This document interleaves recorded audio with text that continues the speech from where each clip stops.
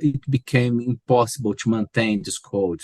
Mm-hmm. And then we take all that code and throw away and start at the beginning. Oh, welcome to the LabVIEW experiment.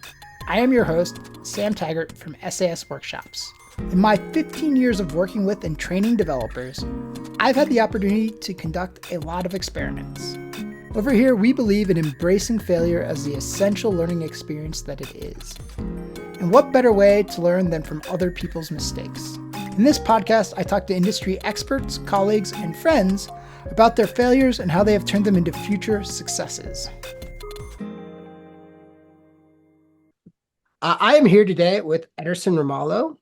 He is in Sao Paulo, Brazil. I met Ederson probably on LinkedIn, I'm guessing. I've seen him post a lot of stuff on there, and we've been following him for a while. He posts pretty often, and I've seen a few of his presentations at various GLA Summits and other things. And I was really interested in his most recent GLA Summit presentation, so I invited him on to have a talk about that. But first, Ederson, why don't you talk a little bit about how you got into LabVIEW and what kind of LabVIEW projects you work on and things like that? Give us a little background. Yeah. Hello, Sam. Thank you for our talk with you now. Well, I have been using LabVIEW for a long time. I think something like 15 years ago, I started working with LabVIEW, and I have been working with LabVIEW at the company that I'm working now, and as how can I say, like end user developer. That I think it's the most common type of professional that uses LabVIEW here in Brazil. We are engineer worker or technical worker, and we use LabVIEW to solve some problems that we have in our business. And that's how I started that. I remember that I took the courses of LabVIEW. I think it was not the LabVIEW Core 1 and Core 2. It was LabVIEW Basic 1 and Basic 2. And it's a lot of things that we learned that was something that we don't use anymore. And I got that course and I started working with that. And I have been working with LabVIEW since then. Then I we had the opportunity to apply this in our projects there in the company. I work for a transportation company here in São Paulo, and we have a lot of things to measure, to test, to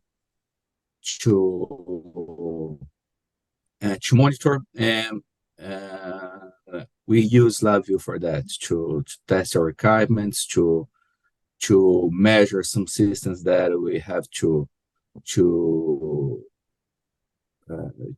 see what is happening on that system. So we have using LabVIEW for that. Okay, so you work for some kind of mass transit type agency? Yes, it's actually it's the subway company São Paulo here. Okay. And yes, it's a public company. It's a company that is controlled by the government, and that's it. Very cool. So Yeah. the presentation that I saw was something about refactoring and code smells, and you mentioned it was connected to some university stuff. So I take it that means you're going back to school to get a degree in something. Is that computer science or something? Yes, it was a master's in computer science. Okay. Yeah.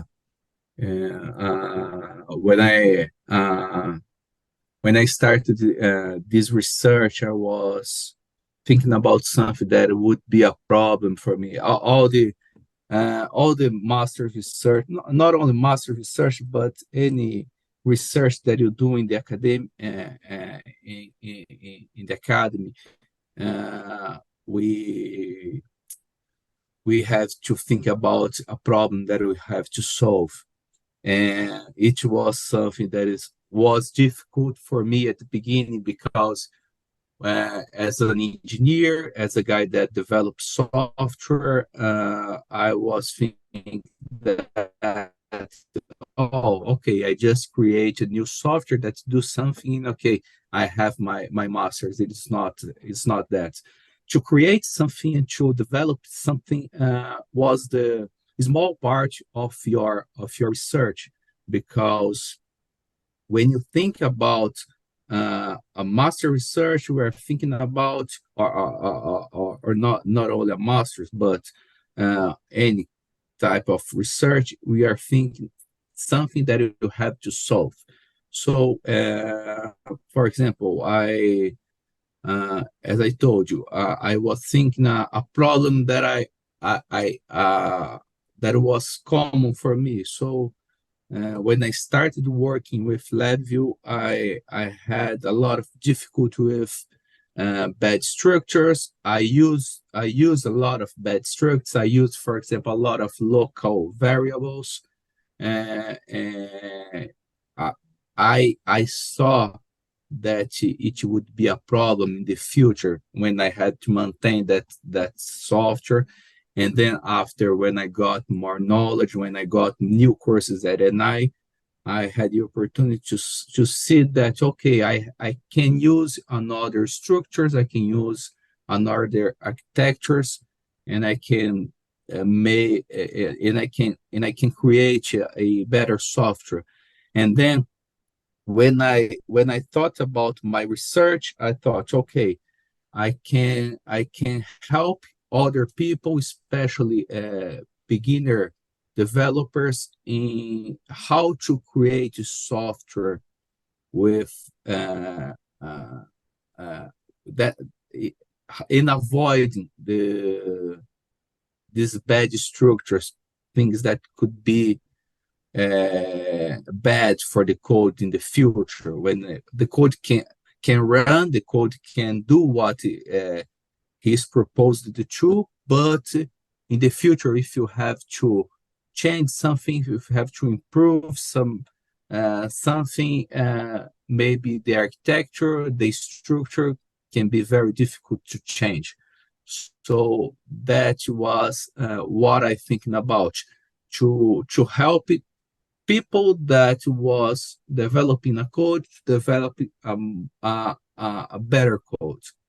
Uh, was about that. And the tool I create, or that I use to that, was just to prove something that I was trying to show, that if I have a right tool for that problem, I can help part of the community to get better results.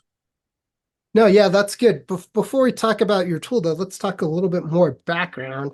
I'm just kind of curious. Did you find that learning more about computer science made you a better LabVIEW programmer? Yes, for sure. Yeah.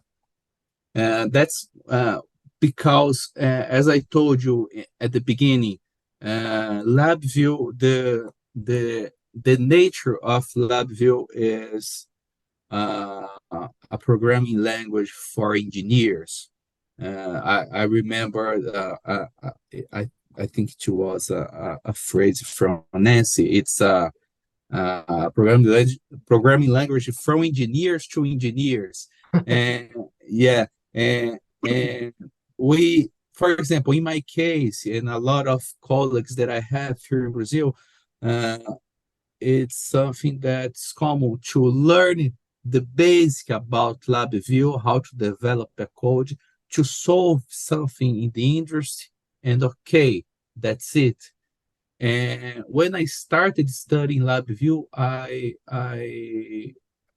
was interested in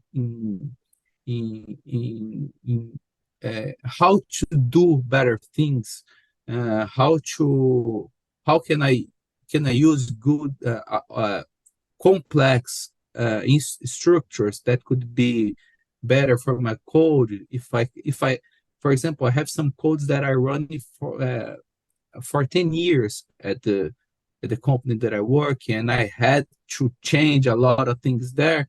And think about that. If you have a code that's running for a long time, you need to have a good structure over that, because you have to maintain that. So uh, you any at any time you have to, if you are not using a good architecture, a good structure, take that code and throw away and start it again, a new one.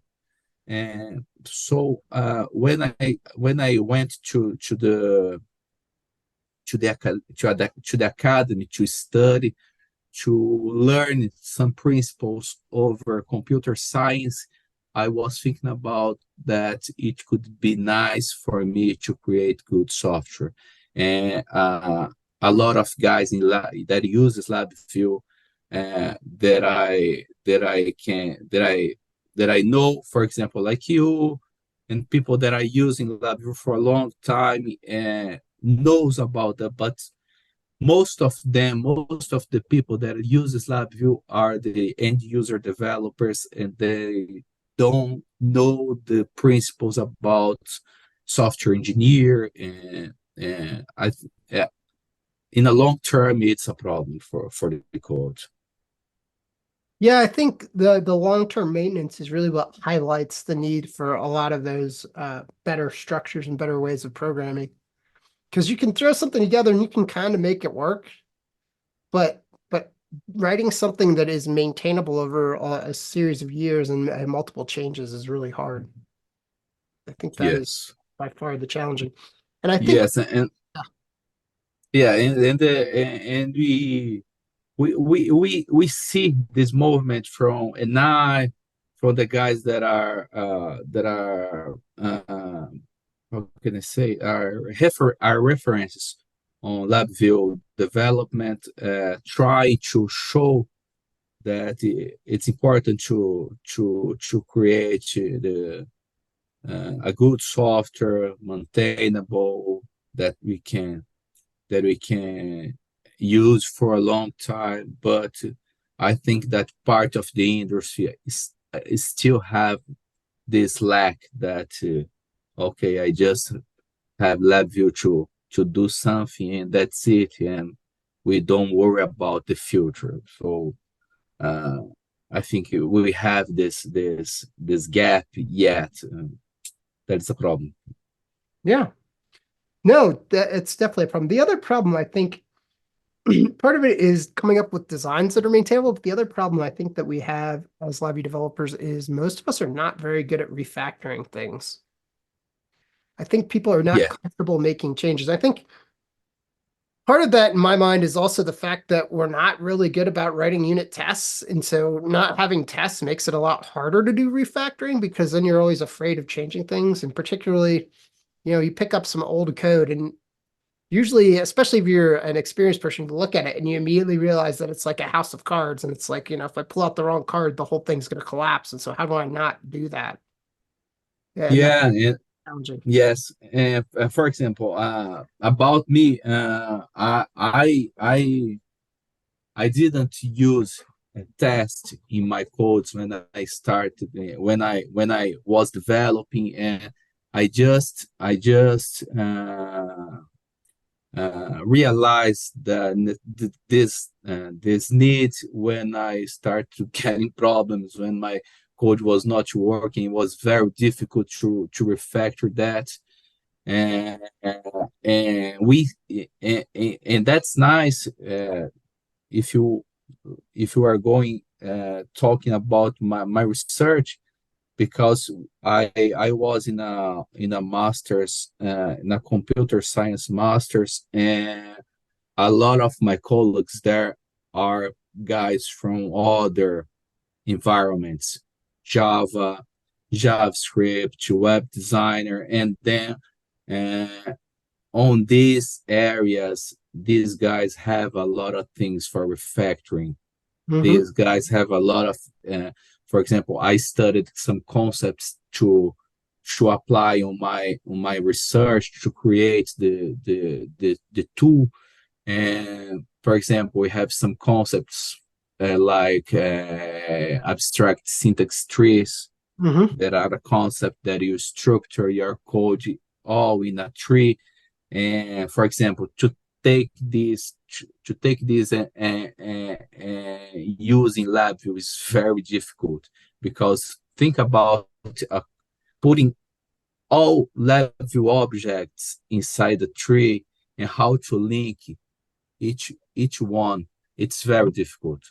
And I don't know if Do you end up with a that's tree similar to like VI server itself is kind of a tree, right? But it's not quite yes. syntax tree, is it? Yes, and the principle that I used in my at the tool was VR server. When I was at the qualification in exam about my research, some of the professors there said, "Hey, you are you told me that LabVIEW uses LLVM Hmm. for to compile the code. Why don't you use a tool that reads this LLVM code and trying to do something about that?" And I said, okay, I will research something about it, but we don't have anything about this. I don't know if you research something about that, but it's very difficult to find information about this part in LabVIEW, this part that is more inside when you think about DFIR. Yep. Yes, it's very difficult to find information about that. So I thought, well, if I don't know how to use that, I think the best way to do something is using VI server, VI scripting, that we have some information about that. Is my field of develop because I develop in LabVIEW, so is the environment that I'm used to. So uh, uh, it was that. But when you start to research, it comes a lot of information. And, oh, I have to close over a point, and okay, that's the way that I will go through because if not, you can't solve the problem that we are researching. Hmm. Yeah, so just for the listeners who aren't familiar, I think there's a white paper somewhere called about the LabVIEW compiler, but basically the graphs that you draw, LabVIEW goes through like a multi-step process. Correct me if I'm wrong on this, but it generates something called DFIR and something intermediate representation. I forget what the Yeah, DF stand for. And it kind of, if you, there's a way to view it. I don't know how, but I've seen pictures of it, and basically it kind of looks like LabVIEW, but very simplified. And it basically like chunks things and puts things together, and like you might have things happening in series or parallel, and it'll like rearrange them and do some optimizations. And then at some point, it generates LLVM code, which I guess is like bytecode. And yeah, LLVM is like low level virtual machine, and that's what actually runs. So there's some LLVM interpreter that takes this LLVM code and turns it into whatever x86 or whatever instruction set. And the LLVM part is actually pretty common. There are a lot of languages that use that, if I'm not mistaken. yes, there are a lot. But for example, I uh, when I was researching, I found some guys that were talking about this on in a LabVIEW forum. I don't remember what. And you have a tool that you, if you enable, you can look something about your code. For example, you write your code there and you enable this. I don't know what is, but it's the rip sort window. Have you ever seen that? Is you have there the intermediated code, you have some, and I tried to use that to make some changes inside that, but the code that I was developing just crashed, and I thought, no, that this way is not it's not easy to follow. So I turned back and okay, let's do in LabVIEW because it's where I am comfortable to do. So But I remember something many years ago. When I first started, like 2007-ish, so probably like almost 20 years ago now. And there was something where you would run into this thing called insane objects. I don't know if you ever remember that, but it was basically like a controller indicator in your front panel of your VI or on the block diagram just like was corrupted. And the only way to find it and fix it was to do something with like this heap peak window, which might be what you're talking about. There's like you put in some INI file entry and you hit some special keyboard shortcut and it pops up this like window that lets you inspect like LabVIEW internal stuff. yeah, And you can figure out that way which one's corrupt and then delete it and recreate it. And somehow that worked. But I think the defer stuff that I saw had something to do with that you could like open that up and you could somehow from that get a picture of this defer stuff. If you look on the LabVIEW wiki, there's probably a page on there about it somewhere. If not, maybe somebody who knows can go add one. yes, but it was not too much information to Yeah. do something like that, and then but it was interesting because a lot of these things I didn't know. I just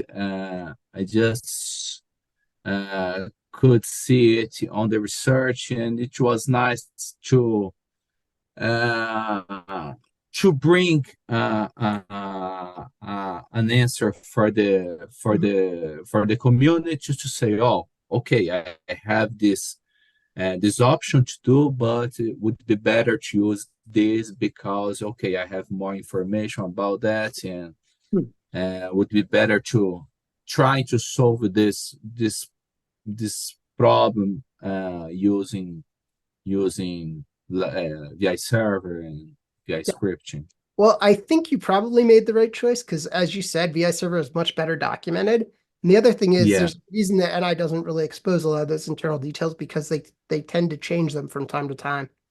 So, you might end up where they suddenly change it and then your tool breaks. VI Server, I think, is probably a little bit more robust in that sense. So, yes, and that's something that I was interested in learning and using because when you are developing software in LabVIEW, it's it's not necessary to use VI Server for the common applications that you use. You just use part of this, but just small things. But when I got the NI courses, I got a lot of courses at NI in 2019 that we acquired the membership program, and we have the opportunity to get a lot of courses. And then I got CLD and CLA in the same year, and I was interested about how to use this, how to automate some process when I was developing a code. I was interested in developing a template by myself to use for my at my job when I was studying for the CLA exam. I used my exam. I used the key image that is we have a sample example for CLA. I think it was for the ATM example, and they used the key image, and I tried to do something like that to automate some process using VI server, VI script to trying, for example, create a new module, create a new case, and and I was interested about that. And then when I go to the when I went to the academy and I had this problem to solve. Oh, I can use VI server because I know a little bit about that, and it was not so difficult. Cool. So yeah, we've been talking around your tool. Why don't you tell us a little bit about what your tool does? Yes, yes. Well, when I was thinking about to create a tool that could help us in this process, first when I chose what the research method, uh, I tried to use something that I have to create in a portion of code or software that could help on this research. And then I use a method that is called in the design science research. The design science research, we have a, a problem to solve, and then I can use an artifact that can be a software, can be a framework, can be, for example, in the medicine, can be a medicine a medicine that is used to treat some guys. And for example, in the computer science, can be a portion of code, and that was the reason that we chose the design science research, because we are trying to solve a problem using a small application or part of the a code, and that was it. And then the first idea about this research was to use the VI Analyzer toolkit, the output from the VI Analyzer to analyze the code that we are interested, and how we can do something over that to help developers to create a better code, to refactor that problem. And but we thought it was very difficult to work with the output from the VI analyzer. So our idea was to create something new, and we got other papers from the scientific community, and we found something, other guys that were researching about LabVIEW and code smells and refactoring, and we got the main code smells that the academy was interested, and we put that in our tool.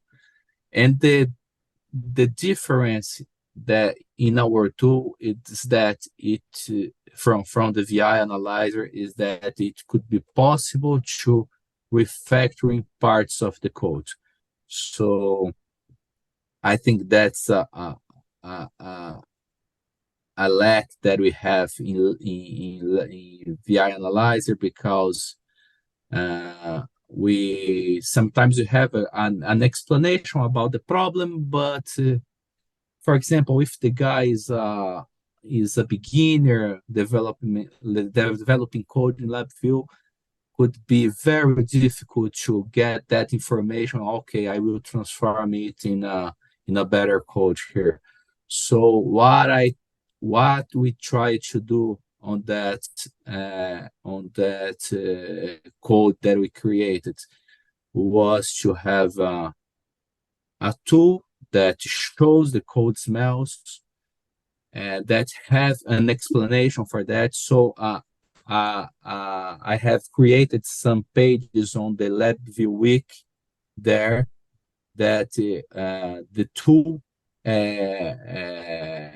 directions the guide to that page on the website, and see, oh, that is the problem that is the implication with this problem, and that is the reason that I have to refactor this. And then another part that automates parts of the refactoring. So we know that it's very difficult to manipulate LabVIEW objects automatically. It's very, very hard because we have a lot of. That's why the reason that we thought a lot about abstraction syntax tree, because if you can transform our code in a tree, it would be easier to change it, but it's very difficult. So what we did, we get some standards parts of the code that was okay. It's a model of a problem, and we try to change all that part for a better a better a better a better solution, a better structure for that. So I have a question then. So did your program actually generate an abstract syntax tree, or do you kind of go around that problem? Yeah, well, we try to use that, but we are not doing that on the software. We are because we tried to develop this, but it was very difficult to do that. So we look for example, we have some the tool for the research. We are just analyzing seven code smells that we found in our literature review, and then to find this this code smells, we use some patterns. So for example, one of the code smells that we had there is a while loop with no timer, with no we Yeah, yeah. like So a when tight I loop. Yep. yes, so when I find when I start the code run to analysis, when it finds a while loop, it goes to inside the loop and look for a timer, a timer function, or wait for milliseconds to see if it has a temporization there. And if not, it shows a code smell for that part of the code. Uh, for example, another code smell that we handle in the software. If we are using the build array inside the loop, it can be a problem because you can create a lot. We can create each iteration. We create a new array inside that, so it can be a problem to the performance. So every time I have a while loop and I look for a build array inside that. Mhm. If I found a build array, okay, I have a pattern that is not good for my code, and and I and then it flags to the user. We have some explanation about that, uh, and the change for that. I have another pattern that I took this part, for example, the build array function. I took that and put another structure that is better. Mhm. Yeah. Cool. So yeah, let me take a step back and explain for some of our listeners, in case they're not familiar with all this terminology, just so we make sure that everybody's on the same page. So code smells and refactoring, at least from my, you probably read more books about that than I have, but it comes from the Martin Fowler book, or at least that's one of them. Yes. Yes. I used a lot this Yeah. book in my research. Yeah. Yeah. So refactoring is basically little things that you can do to make your code easier to read and more performant and other things, right? It's basically just like rearranging things more or less, right? And the goal is that you're not changing the inputs and the outputs and the relationship between them, but you're just changing what happens inside. Yeah. Um, And code smells are things that should catch your eye and say, if you see this pattern, then you should say, hey, maybe there's something there that should be investigated and maybe it's worth fixing this potential problem.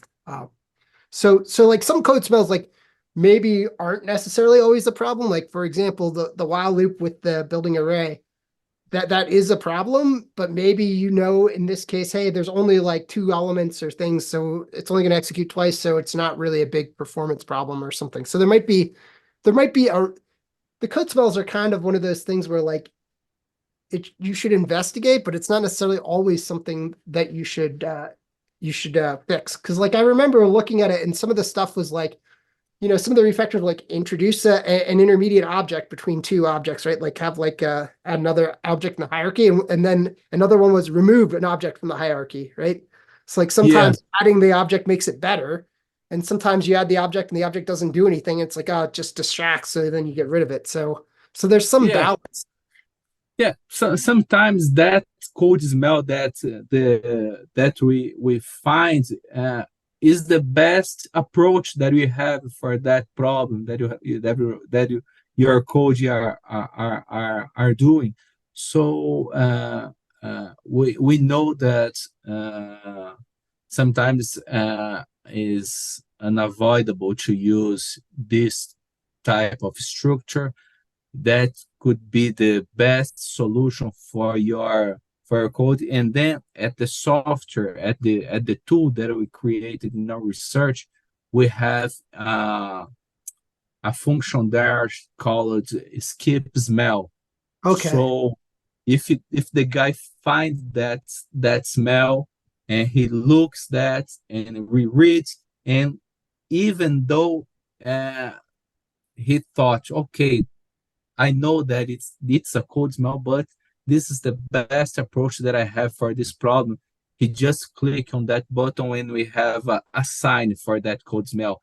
And then if he runs again the code to analyze that, this code is marked as okay, it is skipped. I don't need to worry about that. Uh, Yeah, VI Analyzer has that built in too.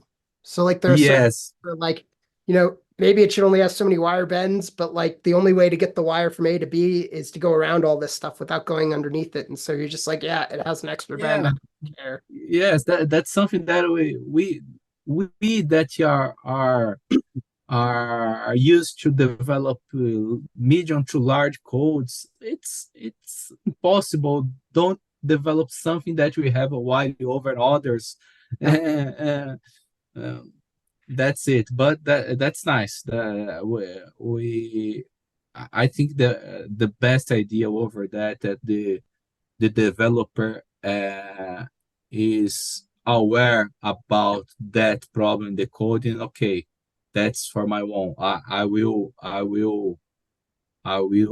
have this problem in my code because it's the best solution. And even it's not a problem. It's a part of the code that okay, I have to use that. It will not uh, disturb my performance, disturb my the life cycle of the software. So Well, I really like your tool because I feel like VI Analyzer sometimes, and there are some good things about VI Analyzer, there's some things I like, but I feel like sometimes it focuses us on the nitpicky little details of like how many wire bends there are. And I've seen people spend a lot of time straightening wires, but when I look at their design, like the block diagrams look nice and the yeah, everything's straight, it's easy to read, but the design just sucks, right? Because they're yeah, doing they're doing things that I'm like, they've got these global references everywhere, or like, they're just like the way their loops are structured, like they don't have clear responsibilities, and there's things like that are a higher level, and it's possible to have all the wires straight and still write crap code. So that's yeah. That's when we thought about this, we are thinking about uh, problems that deserve to be analyzed. So that was the main problems that I that I lived in the past. So during the research, our what we did, we put the part of that artifact to be used by some beginners developers at the company. Yeah. So we passed some code and okay, analyze this code manually. So the guys analyzed that, and then they used the tool, and it was nice because, oh, okay, with the tool, I could see this problem. It was easier to understand the implications that it could be if I was using that. So I think that if you have a good tool to analyze or to test, for example, I have seen your job that you are working on tests over VIs. I think it's very nice for the development in a whole. I think it's important to improve the code, to improve the software we are maintaining over years. Yeah, I don't know. I'm trying to think, and I was trying to come up with the analogy, and I think I've got one. I don't know. Let me know how this lands. This is the first time I've ever come up with this analogy, but it seems like running VI Analyzer and cleaning all the wires is like sweeping the floor of your house, right? And it's good to do Yeah, that, and you should do that. But like, if you're sweeping the floor of your house and you've got termites and the roof is leaking, right? Like, you shouldn't focus your effort on sweeping the floor. You should focus your effort on, you know, the termites and the roof leaking, right? Which are bigger problems, but the problem is they're harder to solve and they require more effort. And it's really easy to just sweep the floor and say everything's clean, and somebody walks in your house and they don't see the other structural problems. They just see that the floor is clean. And I feel like that's yeah, distraction. I don't know. yeah, yeah. I think that when you are developing, that's another thing that we thought about. If you have, for example, a tool that could be running transparently in our at the environment, and when you are developing, it could show the problems that could be in our code. Uh, it would be nice to, okay, you are in a bad way using this, for example. I remembered when I started developing software, and I told at the beginning that I used state machines a lot. Yeah. And I remember when I was creating a code, and I used the DNA at the input of the case structure, and I don't use a type def because I didn't know that is. They existed. And then, man, I created all the code with a lot of cases, and then, oh, I have to put a new one, and then I start to got coercion of all my Oh yeah. code, and then that's if you, for example, if you have something that could be, if you are writing a code and I start to do state machine, and I put and then on there put something that's sign that and say, hey, use a type def here because it's Yeah. better for you in the future. That's something that I think the tools could be nice for the development. And Yeah, uh, that's my biggest problem with VI Analyzer and a lot of the tooling is it's not proactive, it's after the fact. So you've already written the code and then it's like it feels like it's nagging you after the fact. And oftentimes, like if you say have tests and stuff and you can prove the code works and you go to the code review and you think the code works and they're like, oh, this wire has too many bends and this and that. I feel like often we don't go back and change those things. So we're like, it's not that important. It feels like the snagging. It would be so much nicer if it would just like I wish VI analyzer automatically fix things, especially like trivial things like the too many wire bends. How many hours can you spend going through your code and running that and saying, oh, this has too many wire bends, and you rearrange it? And when you're yeah, changing, you have to move other things. And so then you run it again and then it finds more and it only lists so many. And so like it just becomes this process. The thing that to extend my analogy earlier, like the thing I've been working on is this blue. which is like an auto formatter, which basically like if VI Analyzer fixed the things that it found wrong, that's kind of what I'm trying to get to. And it just kind of like runs in the background. And I would think of it as like, okay, back to the house analogy where it's got termites and roof. Okay, you need to sweep the floors. Well, just turn on a Roomba and turn the Roomba loose and let the Roomba sweep the floors while you're dealing with the termites and the roof, right? Because Yeah. your time is more valuable spent fixing those things. And the sweeping stuff doesn't require, like straightening the wire shouldn't require me to go do it. Like the code that picks it out should do that. Now, yeah, some of the VI analyzer tests, you can't quite do that. Like there's tests to like, oh, you're using too many local or global variables. Well, that requires like rewriting your code. And so that might not work. But like the simple cosmetic ones, that should totally just fix it, you know?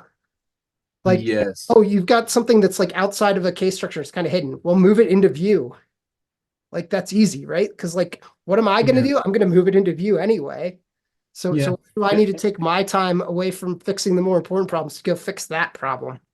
Yes, and I don't know if you see something, but it's a tool that I think and I didn't work a lot from the years now. I think it didn't have a lot of improvements over that over VI Analyzer, and I think that that is a problem for us.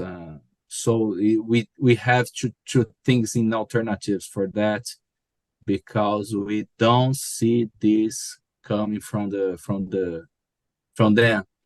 Uh, Yeah, I it'd don't be know that. nice if they at least gave us a framework to. I mean, I think you could potentially use VI Analyzer as a framework to do that. I know Fabiola has written some VI Analyzer tests that actually fix things, or Yeah, like a I fixer didn't button. know. But yeah, I mean, I would like it to just like do it automatically. So like my tool Blue basically, I don't know if you've seen the Natify VIs. I don't know if you know what I'm talking about when I say that, but No. Darren basically, so Darren used to work in R&D and then he moved to like a support role where he's seeing tons of customer code. And apparently like there was a wide variability in all the customer code and he liked it to look a certain way. So he created a quick drop shortcut that he could just, when he opened the code, if it didn't look the way he wanted, he did this quick drop shortcut and it rearranged some stuff. And so basically I just took that and then made it so you could run it from the command line. And I just Yeah. created a little utility that runs in the background that just kind of monitors. And every time a file gets saved, it runs this thing on it to like rearrange it. So Oh, that's that's kind of nice. nice. Yeah. Yeah. So yeah, that's kind of the one of the big projects I've been working on is trying to get that and expand that and make it nicer. I mean, the problem is like cleaning up code is a tough problem because you look at like what is it, block diagram cleanup, right? It's like one of the features that you would really love LabVIEW to have, and it has it, but like the way it does it generally doesn't work so great.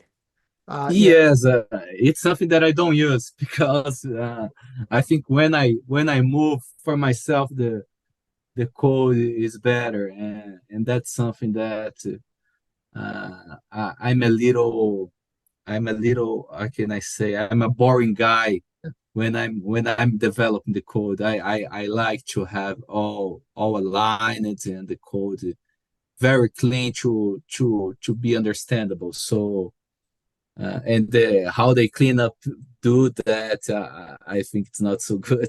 well, so I've actually started using the block diagram cleanup a little bit more. So I've found if you write sub VIs that only have like a handful of nodes on it, like if it's got 3 or 4 inputs and like 3 or 4 things in a row that get called, you can generally hit block diagram cleanup and it looks okay. It's never Yeah, perfect, it's never perfectly straight, but it's at least like I can glance at it and read it.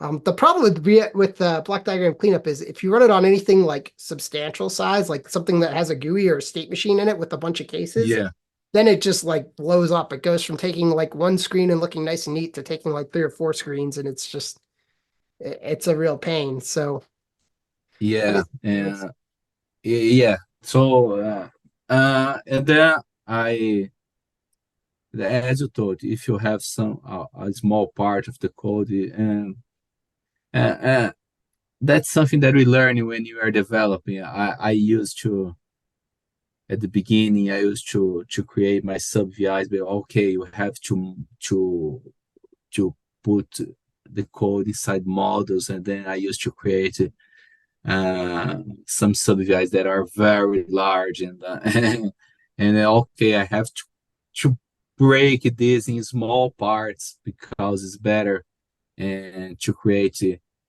subVI to do something in just that, and then we could use better these tools like cleanup, for example. But my first experience was not good because I have uh, Stuff, yeah. got great codes, and it was very difficult Yeah. to do. Well, to bring that back around, I believe one of the code spells is a large method or something, right? Well, like a function with way too many lines in it, right? So I think that could be a code smell in LabVIEW, right? If you have a function that has too many nodes in it. Although sometimes I feel Yeah. like that's unavoidable, right? Like if you have like something with like a state machine and it's got a bunch of states, you're going to end up with a bunch of nodes on there no matter what you do. But Yeah, and yeah, and then well, as I told you, I when I was working with state machine, I had a lot of problems, and then I started to move into to new to new not new but to other structure too.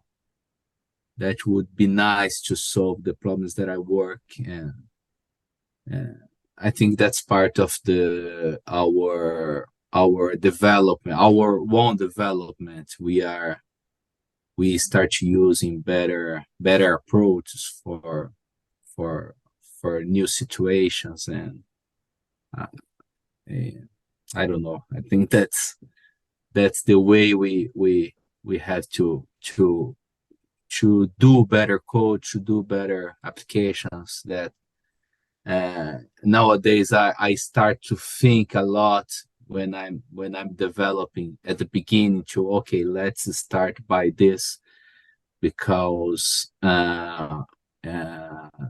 we had a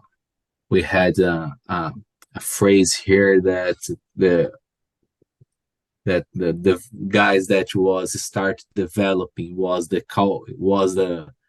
cowboy developers. You are over the horse, and in running and running and coding, and that you don't stop to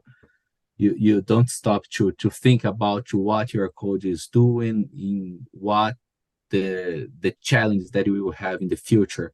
So you have to sit down and, okay, my code will do this and that, and I have to think about a good architecture to apply over that.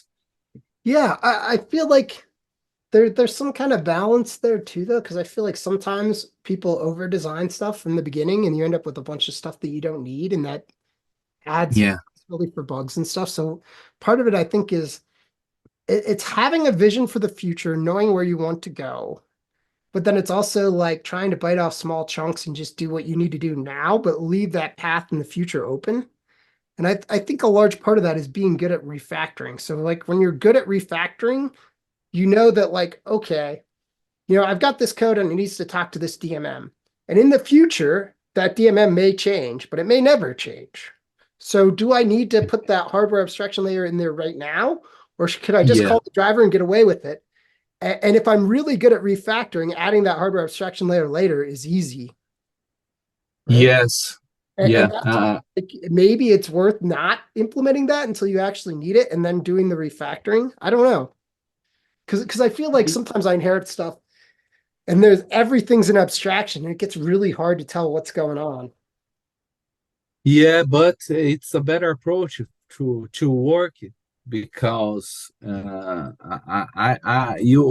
you said about this, for example, using DMM, and I remembered an application that I worked, and we automate the process of calibration of some instruments in our company there, and we have a laboratory there that we calibrate our multimeters, oscilloscopes, function generators, and others. And then, for example, when the first application that we have created there, it's we had, for example, I'm going to calibrate a fluke Hmm. meter, and then I create just the code for fluke, and then okay, now I have an Agilent, so I create all the code there, and then it was one of the cases that it became impossible to maintain this code, Hmm. and then we take all that code and throw away and start at the beginning, Oh, and we yeah. worked with this using these abstractions. So we create classes, we Mhm. create the code inside that, and we had the code read. So when I need to insert a new instrument model there, okay, I just create the classes that was a child from the parent class, and that's a nice approach for this type of application. Yeah, I mean, I think the balancing act is like what's the pressure to get the thing out now, and what's the likelihood that you're going to need something later, right? So if you're not under a lot of pressure to get it right out the door right now, and you think you're going to need it Yeah, later, then maybe that's sense. If you're under a lot of pressure and you're not, because like part of the thing is like it might depend on what you do too, but I do a lot of laboratory work where they're like short-term experiments and things yeah, change really rapidly. And so like a lot of times, like sometimes we experiment, we try something and it doesn't work, and we just end up throwing that code away anyway. And so putting a lot yeah, of effort into making that code really maintainable sometimes is yeah, not the best course of action, right? Sometimes it's just like, let's try this and see if it works. And if it works, then we'll keep it. But in that case, sometimes you have to have the discipline to go back and actually do the refactoring and set it up at the end. And sometimes that's hard. So it just kind of depends. yes. And as you told, if you are under pressure, it's very difficult to think about the best approach for the application and create something that maybe we just solve that problem. You create the code to run and to get what the customer is expecting, and then in the future, okay, in the future we try to refactor that and make something better. But if you have this time to sit down and think about the requirements on your project, that's the better of the words to to Yeah, I mean, do. I think too, like sometimes I've talked to with people like Fabiola and stuff who do a lot of work with startups. I've done a little bit of startup stuff, but when you're doing startup stuff, like sometimes they just need a proof of concept to get some funding, right? And Yeah. if you can, part of the problem with the proof of concept thing is the proof of concept should be something that you're willing to throw away, and sometimes people are not willing to throw away the proof of concept, so that causes the problem, right? Because you do this Yes. dirty proof of concept just to prove it works.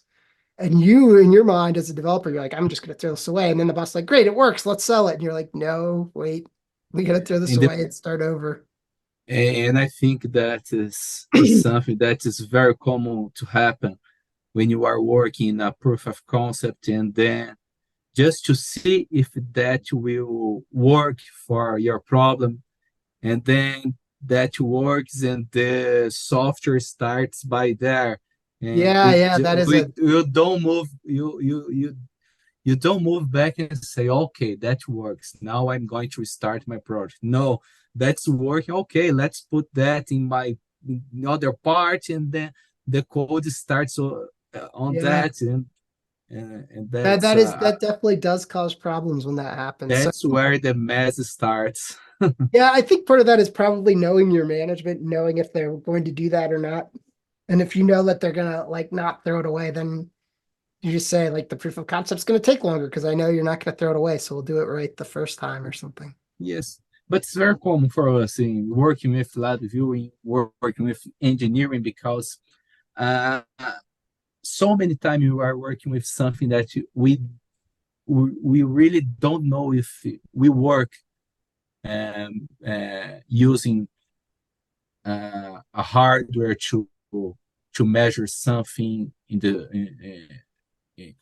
industry. So we have to try to test and see, okay, that's work, but we didn't know about. So we start by some prototypes and doing this proof of concept to just to see, okay, I can do it using LabVIEW, I can do it using this type of hardware, and, and that's very common for us. And it's people that are the end user developers that it's I think it is it's more common for them when they are trying to use the national hardware, national software to trying to solve their problems there. Uh, it's very common. For me, it was very common receive a challenge, a project, or see if it if try to see if this could be done using LabVIEW, using in hardware, and I go to there to the plant and put some sensors and measure. Oh, okay, I can use this, I can use that. But it's an experience, always an experiment that we try we have to do, and that's the reason for your podcast. We work with experiments all the time, trying something, trying another, and looking what fits better for that case. Yeah. So yeah, one of the things I always like to ask is to have my guests tell me about an experiment that didn't turn out the way they thought and what they learned. Do you have one that comes to mind? Sorry, Do you have a specific experiment that comes to mind that you tried and what you? yeah. I worked in it's a special uh, project that I worked some time ago. I think it was 5 years ago. Yes, 5 years ago. We have a machine in our company that the is used to press a well in an axle, Okay. because we work in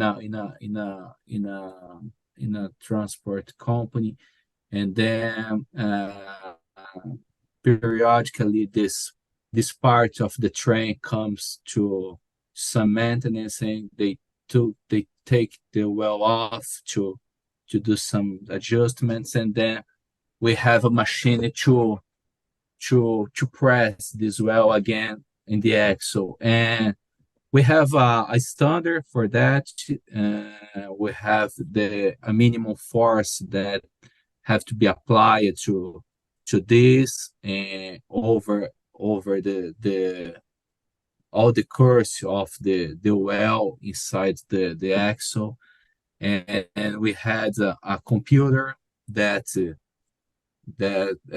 takes the measurement from a load cell and from a linear encoder to create this graph. And this computer just fail, and we it was not able to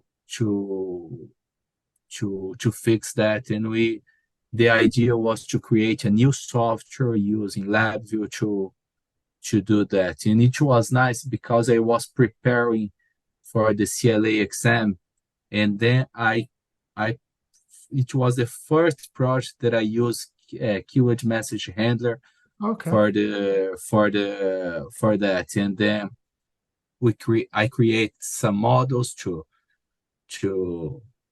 user interface for the sensor, for the report, for anything. And it was nice because this code works. It was very fast. It was a nice experience for me because it was very fast to develop it. I just create all the architecture or the structure, and I used to work on the models.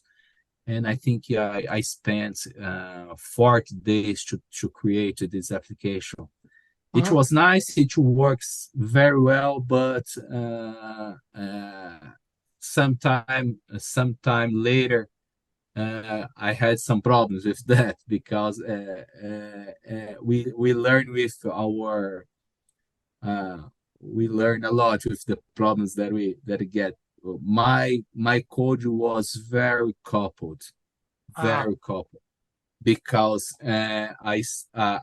when I create the models talk to the others.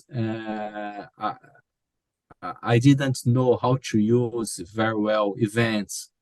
okay. So what I did, I took the the the part of the code that I query the message Hmm. using on the other model. So I have the UI here, and then to write on the UI, I put my inquiry code from Yep. the doc there, and then my it was bad because when I tried to use part of the code in the future, and I can't use because my code was coupled. It was tied to the other part of the code, and then I started using events to communicate between codes and using broadcasts, events, and simple events for the. And it was nice for me, that project, because I could learn a lot and could pass in the CLA exam, and then in the future I could learn with the mistakes that I did over that. It was very nice. Well, I think that's a very common problem. And I think if you look at some of Fabiola's stuff around DQMH and like why she created, I think that was one of the problems that she was trying to avoid. Because the Yes, standard template from NI for queued message handler tends to lead you to do that. And until yes, until you decide, the problem is that works great inside that single program. But as soon as you decide, hey, I want to take this UI or this module for writing the flogging to file or whatever and drop it into another project, it's not very yes, modular because at that point it's sending messages everywhere and there's no, yeah, yeah, there's no yeah. distinction between incoming and In outgoing. And yeah. yes, in the not in the last this GLA this year, the last, I think it was 2022. I presented this KMH that I used in my CLA exam, with some improvements that I did, but it was still coupled. Now I'm working over that again, but I'm creating a code that is better. I have all models there that are specific for each part of the code, and I have a controller model Hmm. that is just for that code, and Yep. then it uses to communicate the Routes code the messaging. code you need to pass over there Yep. to that's the reason for to that I can reuse this code on other projects. It's something that I'm learning. I'm still learning about, but I think that's a good way to. And for me, I think that's nice. I know that we have a lot of good architectures to use. The KMH is one of them. And we have Actor framework that I think that's something very crazy, but it's very difficult. I know that's very robust, but it's very difficult to learn. But it's something that I would like to try to do. Create my own framework to learn more about how things works there. And it's something that I didn't agree with Fabiola, because when I read her book, I told her about that, because she said, "Hey, why you will create a new framework if you have good frameworks to use like the KMH?" But well, for me, it would be nice to learn more about LabVIEW, creating a new framework so I can use it via server, via scripting a lot, put some automation over that, and I think that's something nice for everybody, everyone who wants to learn more about that. Yeah, I've had that thought of creating my own framework many times, and I don't know if I'm just lazy, but I've just settled on the fact that like having somebody else do all that work for you is really nice. And like Yeah. DQMH, the amount of tooling that's available right now just makes it so easy. But I still do have in the back of my head, there are like at any of the given frameworks, right? Like they're written by a particular person or group of people for a particular purpose. And it Yes. probably doesn't 100% meet exactly the way you would do it, right? So there's a few compromises no matter which way you go. And so if the compromises and the trade-offs that they made don't exactly match the way you would like them, the answer is to either there's also the idea of building a framework on top of a framework. So like the Compose Systems guys took Actor Framework and built the MVA framework on top of that. So that's also another option. Yes. Um, Yes, yeah, it yes, seems that what I did. I put I get the key image and made some changes over that and trying to do something that I understand that is and that's useful for me to learn more about how doing things like that. I was going to say at this point, if you're going to create your own framework, you should probably have a very clear use case and a very clear reason why it's different than the existing ones. And you should approach it exactly like you are with like, I'm going to learn something because Yes, it's definitely and going to be a another lot of energy and effort. And so if you don't learn something out of it, that would be kind of yes, waste. and another reason, for example, that I think about that's for someone that is trying to get the certification. If you are at the exam, you can't use, for example, the QM. I don't know if you can use the QMH because I think you can use just the standard the standard installation of LabVIEW there. So you have to. We'll have to correct me, but I think I saw something where they mentioned that you're now allowed to use DQMH in the Yeah. yeah. Oh, maybe You're something new. allowed to use Actor Framework because it ships with LabVIEW. So you could use Actor Framework. Yes, but You're yes, allowed but to to use use DQMH. Oh, actor framework, I think you need to have a good knowledge about the actor framework because it's something very difficult to understand, to abstract. So for me, I will not use that because it's very difficult and yeah. Well, I will say to anybody who's taking the CLA, if you're not using Actor Framework every day, you should probably not use it on the CLA exam. I'd yes, actually even probably say that about DQMH. I would encourage them to go use DQMH on a real project first and then take the exam. But yeah, for the CLA exam, you kind of just want to keep it simple and do what you know and not try to get too fancy and show off.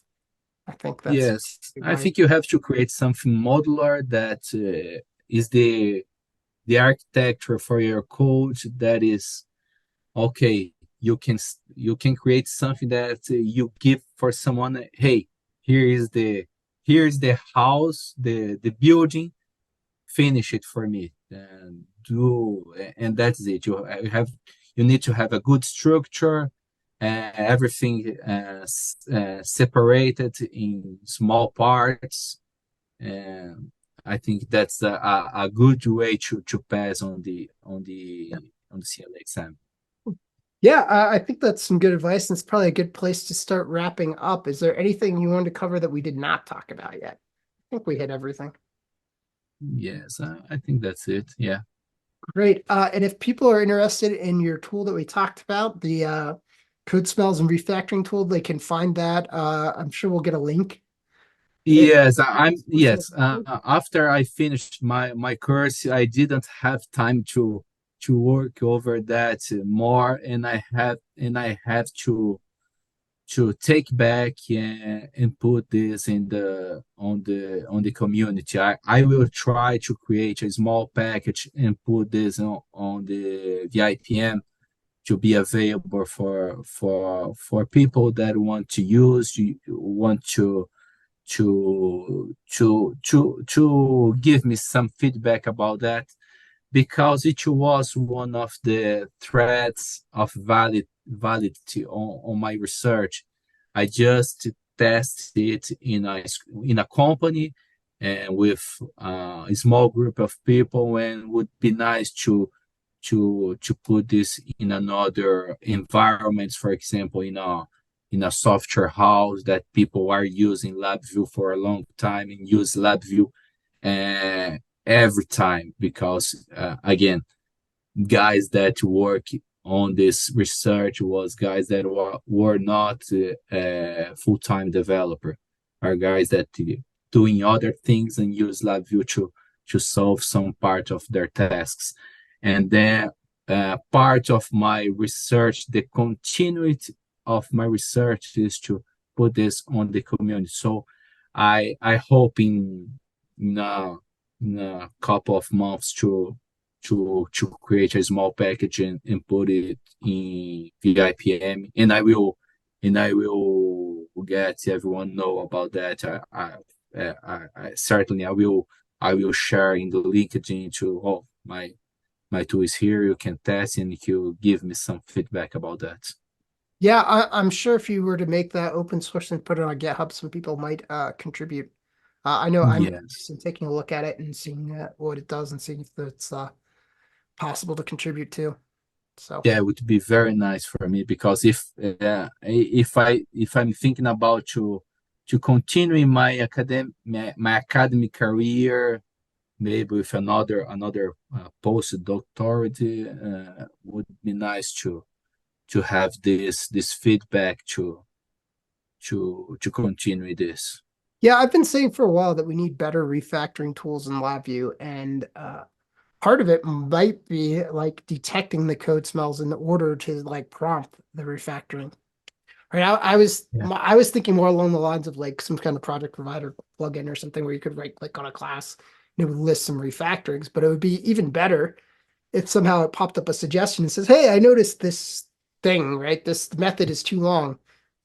You should consider creating sub VIs and maybe even like highlight here's a chunk that might make a good sub VI and here's another chunk or something." Yeah. Quite useful. Yes, it would be nice. Yeah. Eye in the Uh, sky, but maybe someday. yeah. Cool. All right. Well, thank you Okay. very much. Okay. Thank you for the opportunity to talk to you. All right. That's it for today's episode of the LabVIEW Experiment. Thanks for listening. If you have any comments or questions, head over to thelabviewexperiment.com and drop me a note. And don't forget to subscribe to the podcast and follow us on Twitter and Instagram at the LV Experiment.